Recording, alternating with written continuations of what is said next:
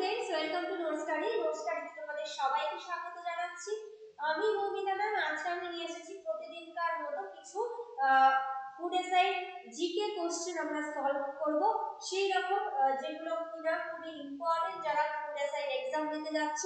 আসন্ন যে পরের মাসেই কিন্তু ফুড এসাইড এক্সাম অনুষ্ঠিত হবে 16 বা 17 তারিখে। তো সময় বেশি নেই, যেটুকু সময় রয়েছে সেই সময় কিন্তু ভালো করে প্র্যাকটিস করতে হবে। সেই সময়টাতে তার জন্য কিন্তু আমরা জিকে প্রশ্ন উত্তর কিছু সলভ করব, যেগুলো কিছু বেছে বেছে আমি ইম্পর্টেন্ট কিছু প্রশ্ন রেখেছি তোমাদের সামনে, সেগুলো নিয়েই আজকে আমরা আলোচনা করব। তো চলো কন্টিনিউ করি। প্রথম প্রশ্ন কি বলছে, ফুড এসাই এগুলো কিন্তু খুবই গুরুত্বপূর্ণ প্রশ্ন, তাই তোমাদের কিন্তু বলছি পুরো ভিডিওটা ভালো করে দেখতে হবে এবং পারলে তোমরা নোট ডাউন করে নিতে পারো। ঠিক আছে, প্রথম প্রশ্ন যেটা বলছে, ভারত ও বাংলাদেশের মধ্যে ছিটমহল বিনিময় চুক্তি কবে হয়েছিল? উত্তর কি হবে? ছিটমহল বিনিময় যে চুক্তিটা হয়েছিল সেটা হয়েছিল কোথায়, কবে? 2015 সালে 7ই মে। ঠিক আছে, ছিটমহল চুক্তি হয়েছিল, ছিটমহল বিনিময় চুক্তি যেটা হয়েছিল কোন দুই দেশের মধ্যে? ভারত আর বাংলাদেশ। কবে হয়েছিল?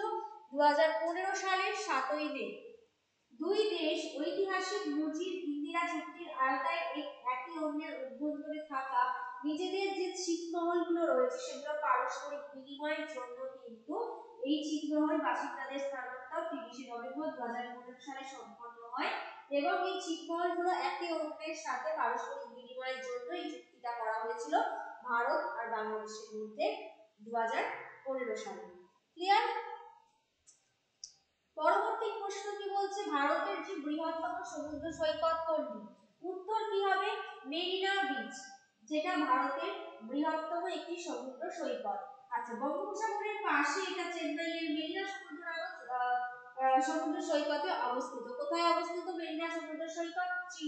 চেন্নাইতে, বঙ্গোপসাগরের পাশে চেন্নাইতে। ঠিক আছে, এটি কিন্তু ভারতের দীর্ঘতম আর বিশ্বের দ্বিতীয় দীর্ঘতম সৈকত। তাহলে ভারতের দীর্ঘতম সৈকত বললে মেরিনা বিচ হবে, বিশ্বের দ্বিতীয় দীর্ঘতম সৈকতের নাম বললেও মেরিনা বিচ হবে, যেটা কোথায় রয়েছে? চেন্নাইতে। ঠিক আছে, আচ্ছা পরবর্তী প্রশ্ন, রাজস্থানের কোথায় লিথিয়ামের খনি পাওয়া গেছে? লিথিয়াম এমন একটা খনিজ সেটা কিন্তু বিরল খনিজ সম্পদের মধ্যে পড়ছে। সেই লিথিয়াম খনিজ সম্পদ কোথায় পাওয়া গেছে? উত্তর হবে রাজস্থান। রাজস্থানের দেগানা এলাকায় এই লিথিয়াম খনিজের হদিশ পাওয়া গেছে, বিরল খনিজের হদিশ পাওয়া গেছে। আচ্ছা, জয়পুরকে গোলাপী শহর কে বলেছেন? আমরা জানি সবাই পিঙ্ক সিটি জয়পুরকে বলা হয়ে থাকে, সেইটা আখ্যায়িত কে করেছেন? উত্তর হবে প্রিন্স আলবার্ট। প্রিন্স আলবার্ট হচ্ছে কে না, যিনি জয়পুরকে গোলাপী শহর বলে আখ্যায়িত করেছেন। আচ্ছা, পরবর্তী প্রশ্ন যেটা যাচ্ছে, পৃথিবীর কোন দেশে বৃহত্তম পার্লামেন্ট রয়েছে? সবচেয়ে বৃহৎ পার্লামেন্ট কোন দেশে রয়েছে? না, উত্তর হবে চীনে। চীনে কিন্তু সবথেকে বৃহত্তম পার্লামেন্ট রয়েছে। আচ্ছা, এই চীনেরই সর্বোচ্চ পুরস্কার মেডেল দেওয়া হয়ে থাকে, সেই সর্বোচ্চ পুরস্কার মেডেলটার নাম কি? সর্বোচ্চ পুরস্কারটার নাম কি? মেডেল অফ রিপাবলিক চীনা। চীনের যে সর্বোচ্চ পুরস্কারটা দেওয়া হয় সেই পুরস্কারটার নাম হচ্ছে মেডেল অফ রিপাবলিক চীনা। আচ্ছা, কেন্দ্রীয় পরবর্তী প্রশ্নে যাচ্ছি, কেন্দ্রীয় কার্পাস গবেষণাগার কোথায় অবস্থিত? কেন্দ্রীয় কার্পাস গবেষণাগার যেটা রয়েছে সেটা অবস্থিত হচ্ছে মহারাষ্ট্রের নাগপুরে। ঠিক আছে, আর ভারতের কেন্দ্রীয় আখ গবেষণা কেন্দ্র কোথায় অবস্থিত? কোয়েম্বাটুরে। তামিলনাড়ু কোয়েম্বাটুরে অবস্থিত আখ গবেষণা কেন্দ্র। আর কার্পাস গবেষণা কেন্দ্র কোথায় অবস্থিত? মহারাষ্ট্রের নাগপুরে। আচ্ছা, যারা আমাদের নোট স্টাডি স্টুডেন্টস রয়েছে, যারা কম্পিটিটিভ এক্সামের জন্য প্রিপারেশন নিচ্ছ বা যারা ভাবছো যে দেবে, তাদের জন্য বলে রাখি নোট স্টাডির তরফ থেকে কিন্তু একটা অভূতপূর্ব সুযোগ তোমাদের কাছে এসে গেছে। সেই যে কোনো ব্যাচে তোমরা অ্যাডমিশন নিতে পারো, যে প্রত্যেকটা ব্যাচেরই একটা আলাদা করে ডিসকাউন্ট তো রয়েছেই। এর ওপর থেকে তোমরা আলাদা করে আবার যেহেতু নোট স্টাডির জন্মদিন গেছে, সেই জন্মদিন উপলক্ষে কিন্তু তোমাদের কাছে আরো একটা নতুন সুযোগ, যেটা প্রত্যেকটা অ্যাডমিশন ব্যাচে যে কোনো অ্যাডমিশন নিতে পারো, ব্যাচে যে কোনো ব্যাচের ক্ষেত্রে অ্যাডমিশন নিতে পারো, সেই সবটার ক্ষেত্রে কিন্তু আবার 20% ছাড় দেওয়া হচ্ছে।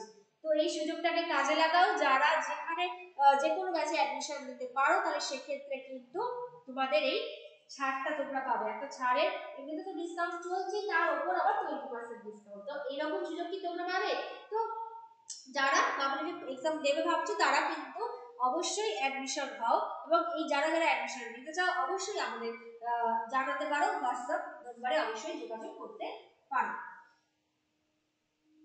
আচ্ছা, এবার আমরা পরবর্তী প্রশ্নে যাচ্ছি। কত সালে কংগ্রেসের সভাপতি নির্বাচিত হয়েছিলেন রাসবিহারী ঘোষ? উত্তর হবে 1907 সাল। আর যদি বলে 1960 সালে কংগ্রেসের সভাপতি কে হয়েছিলেন, সভাপতি পদে কে নিযুক্ত হয়েছিলেন, তখন উত্তর হবে রাসবিহারী ঘোষ। ঠিক আছে, পরবর্তী যে প্রশ্ন, ভারতের বৃহত্তম শিল্পায়ন, ভারতের বৃহৎ শিল্পায়ন কোথায় শুরু হয় বা কবে শুরু হয়? যখন দ্বিতীয় পঞ্চবার্ষিকী পরিকল্পনা হয়, দ্বিতীয় পঞ্চবার্ষিকী পরিকল্পনা কালেই কিন্তু ভারতের বৃহত্তম শিল্পায়ন যেটা শুরু হয়। পঞ্চবার্ষিকী পরিকল্পনা আমরা জানি, সেই পঞ্চবার্ষিকী পরিকল্পনা থেকে শুরু করে ভারতের দ্বিতীয় পঞ্চবার্ষিকী পরিকল্পনায় কিন্তু মেনলি ভারতের শিল্পায়নটা, যেটা বৃহত্তম শিল্পায়ন, সেই শিল্পায়নটা সূত্রপাত ঘটে দ্বিতীয় পঞ্চবার্ষিকী পরিকল্পনার হাত ধরে। ঠিক আছে, আচ্ছা, পরবর্তী প্রশ্ন কি বলছে দেখো, কোন ভাইসরয় আমলে সাইমন কমিশন ভারতবর্ষে আসে? উত্তর হবে হচ্ছে লর্ড আরউইন। লর্ড আরউইন যিনি আছেন, সেই ভাইসরয় আমলে কিন্তু সাইমন কমিশন যেটা পাঠানো হয়েছিল, ফিক্স প্রস্তাব পাঠানো সাইমন কমিশন ভারতবর্ষে আসে। পরবর্তী প্রশ্ন কি বলছে দেখো, ব্যাঙ্গালোরের সন্ধি কত সালে স্বাক্ষরিত হয়েছিল, কার সাথে কার হয়েছিল? ব্যাঙ্গালোরের যে সন্ধি হয়েছিল সেটা 1784 সালে, মেনলি 1784 সালে স্বাক্ষরিত হয়েছিল। আর 11ই মার্চ হয়েছিল সেটা। কার সাথে কার হয়েছিল? তখন উত্তর হবে টিপু সুলতানের সঙ্গে ব্রিটিশ ইস্ট ইন্ডিয়া কোম্পানি হয়েছিল। তাহলে টিপু সুলতানের সাথে ব্রিটিশ ইস্ট ইন্ডিয়া কোম্পানির যে চুক্তি স্বাক্ষর করা হয়েছিল 1784 সালের 11ই মার্চে, সেটা ম্যাঙ্গালোর চুক্তি নামে পরিচিত, ম্যাঙ্গালোর চুক্তি বলে। ঠিক আছে, এটি ম্যাঙ্গালোরেই স্বাক্ষরিত হয়েছিল। আর এই ম্যাঙ্গালোরের চুক্তির আরেকটা ঐতিহাসিক গুরুত্ব রয়েছে, সেই ম্যাঙ্গালোর চুক্তির মধ্য দিয়ে কিন্তু দ্বিতীয় ইঙ্গ-মহীশূর যুদ্ধের একটা সমাপ্তি ঘটে। ঠিক আছে, নেক্সট আছে ভারতীয় অর্থনীতি। ভারতীয় অর্থনীতি কি রকম, মানে কি রূপ? না, এটা মিশ্র অর্থনীতি। ঠিক আছে, যেখানে একটি অর্থনৈতিক ব্যবস্থা যা ব্যক্তিগত ব্যবসা ও জাতীয়করণকৃত সরকারি পরিষেবা, যেমন বিভিন্ন পাবলিক ইউটিলিটি, নিরাপত্তা রয়েছে, সামরিক ব্যবস্থা রয়েছে, কল্যাণ আছে, শিক্ষা রয়েছে, সব কিছুকেই গ্রহণ করে থাকে। অর্থাৎ ভারতের মিশ্র অর্থনীতি আমরা যদি বলি, কৃষিজ উৎপাদন রয়েছে, তার সাথে শিল্প রয়েছে, বিভিন্ন পরিষেবার ক্ষেত্র আছে, যেটা first primary activities, secondary activities, বিভিন্ন পরিষেবার ক্ষেত্রে বলতে টার্সিয়ারি অ্যাক্টিভিটিস কিন্তু যুক্ত।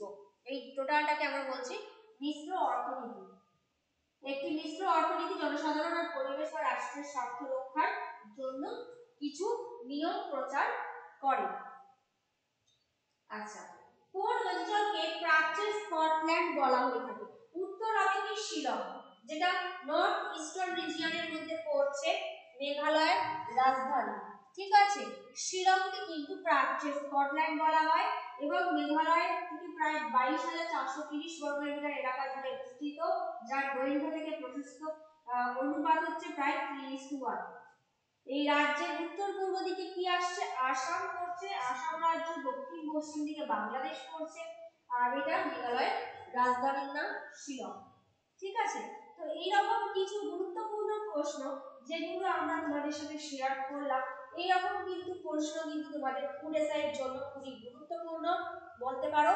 এগুলো ভালো করে প্র্যাকটিস করবে, দেখে রাখবে, সেগুলো থেকে তোমাদের কমন নতুন প্রশ্ন আসতে পারে কিন্তু। ঠিক আছে, তো এইরকমই আরো কিছু ইম্পর্টেন্ট প্রশ্ন উত্তর নিয়ে পরের ভিডিওতে আসবো, পরের ক্লাসে আসবো। তোমরা ততক্ষণ পর্যন্ত ভালো করে পড়াশোনা করো, ভালো করে প্র্যাকটিস করতে থাকো, এবং আমাদের যে নোটসের তরফ থেকে যে যে আপডেটগুলো যাচ্ছে সেই আপডেটগুলোকে ভালো করে খেয়াল করে ফলো করে দিও, আর পারলে কিন্তু শেয়ারও করে দিও। এই যে তথ্যগুলো কিন্তু যারা যারা কম্পিটিটিভ এক্সাম দেবে তাদের জন্য খুবই জরুরি। তো তার জন্য কিন্তু নোট স্টাডি এতদিন ধরে তোমাদের সাথে রয়েছে, তোমরা যাতে সফল হতে পারো, তোমাদের যাতে ভবিষ্যতে তোমাদের স্বপ্নকে যাতে পূরণ করতে পারো, তার জন্য কিন্তু নোট স্টাডি করো, নোট স্টাডি সব সময় তোমাদের পাশে রয়েছে, আমরা তোমাদের সবসময় পাশে রয়েছি।